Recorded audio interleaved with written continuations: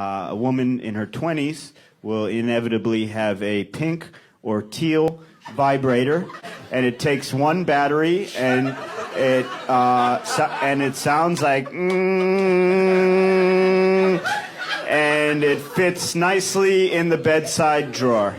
A woman in her 40s has a piece of fucking industrial equipment that fits under the bed,